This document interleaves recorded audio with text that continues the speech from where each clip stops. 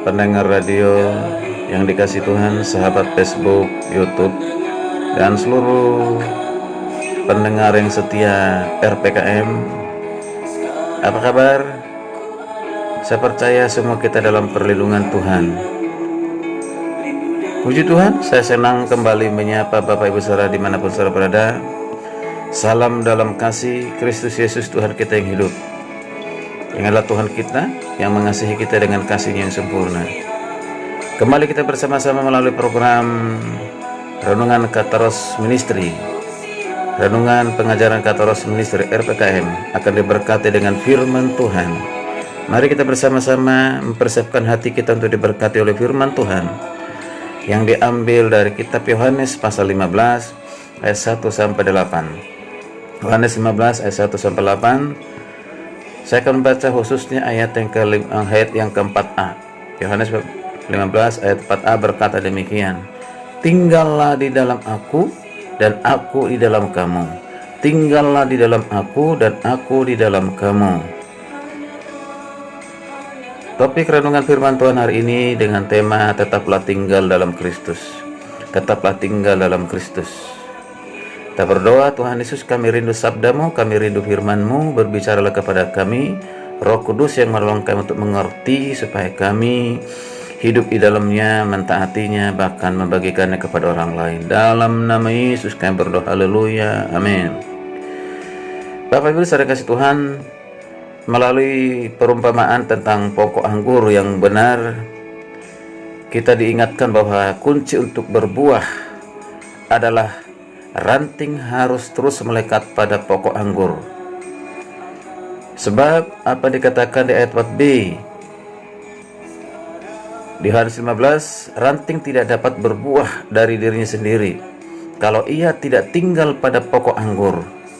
Demikian juga kamu tidak berbuah jika kamu tidak tinggal di dalam aku. Kristus adalah pokok anggur itu. Oleh karenanya orang percaya harus tetap tinggal di dalam Kristus jika ingin mengalami hidup berkemenangan setiap hari. Di Kolose 2 ayat 6b, kisah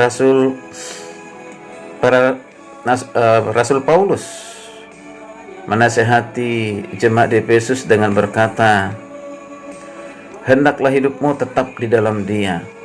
Hendaklah hidupmu tetap di dalam Dia. Artinya tetap tinggal di dalam Kristus, berarti terus-menerus hidup di dalam Dia di segala keadaan sampai akhir hidup kita. Saudara yang kasih Tuhan, Alkitab menyatakan bahwa ada berkat-berkat yang Tuhan sediakan bagi orang yang tinggal di dalam Dia. Berkat apa saja? Yang pertama, kita dibebaskan dari hukuman. Orang yang tinggal dalam Kristus akan dibebaskan dari hukuman. Apa dikatakan Roma 8 ayat 1 sampai 2? Demikian sekarang tidak ada penghukuman bagi mereka yang ada di dalam Kristus. Roh yang memberi hidup telah memerdekakan kamu dalam Kristus dari hukuman dosa dan hukum maut. Lalu lanjutkan dalam Roma 6 ayat 23, upah dosa ialah maut, tetapi karunia Allah ialah hidup yang kekal dalam Kristus. Melalui karya penebusan Kristus di kayu salib, kita yang ada dalam Dia mengalami pemulihan, kemuliaan, sebab setiap orang telah kehilangan kemuliaan Allah.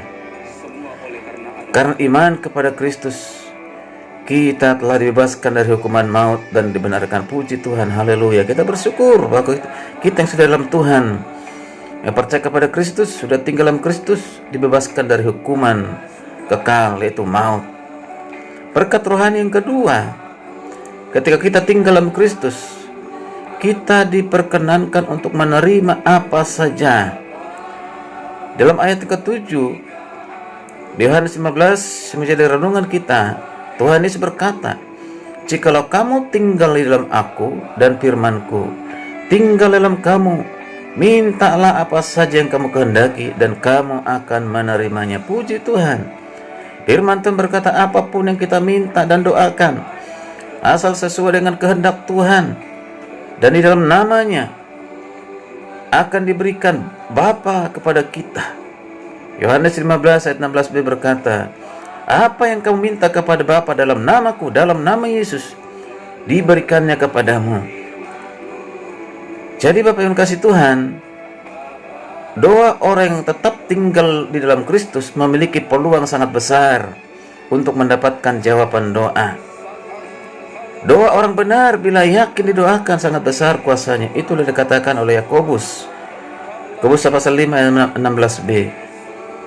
Bapak yang kasih Tuhan, di akhir renungan ini saya mengatakan, tinggallah di dalam Kristus. Ketika kita tinggal dalam Kristus, kita lepas bebas dari hukuman maut, dari kematian kekal, karena kita adalah orang berdosa yang seharusnya dihukum. Yang kedua, Tuhan menjawab setiap doa kita yang sesuai dengan kehendaknya. Itu jaminan Tuhan.